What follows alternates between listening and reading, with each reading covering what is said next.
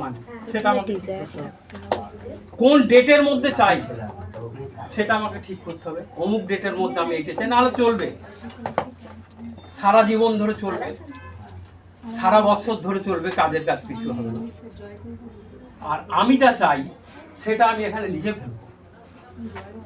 যে লাইনটা আমি লিখবো I want such and such amount within this date, এটা লিখবো। এটা আমি প্রত্যেক দিন সকালে আর সন্ধ্যাবেলা একবার করে ফেলবো। যদি আমি পারি করতে, আমার মনের মধ্যে যদি এই ভাইব্রেশনটা আসে, তাহলে আমি পারবই পারবো। আমি 100% না হলে আমি আগে। তাহলে প্রথম হচ্ছে আমাদের এই ডিজায়ারটা রাখছে, ডিজায়ারটা রাখছে।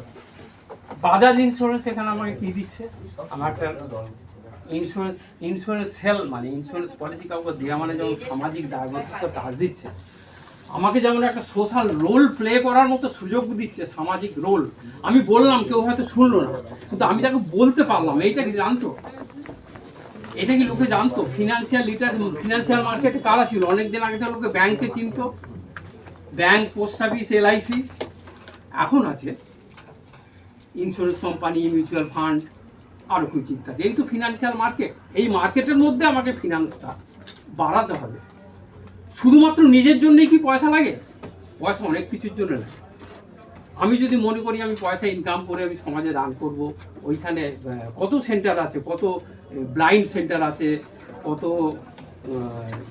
কত রকম সেন্টার আছে যাদের সাহায্য দরকার হয়, আমি তো করতে পারি। তাহলে আমি কেন নয়? আমি বসে যাব কেন?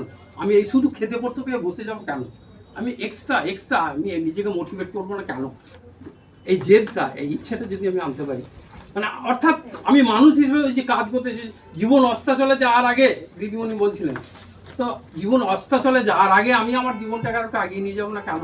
এই ইচ্ছেটা যদি আমি জাগাতে পারি, বাজাজ অ্যালায়েন্স আমাকে সেই জায়গাটা দিবে না। সোশ্যাল রেসপন্সিবিলিটির সঙ্গে এই কিছু কাজ করা, তার সঙ্গে আমি যদি কিছু রোজগার করতে পারি, সেই ভিতরে যেভাবে আমার লাগবে সেইভাবে আমি ইউটিলাইজ করি, ব্যবহার করার চেষ্টা করি। ফিনান্সিয়াল মার্কেটে এই ছিল, ব্যাংকে লোকে সবাই চিনত,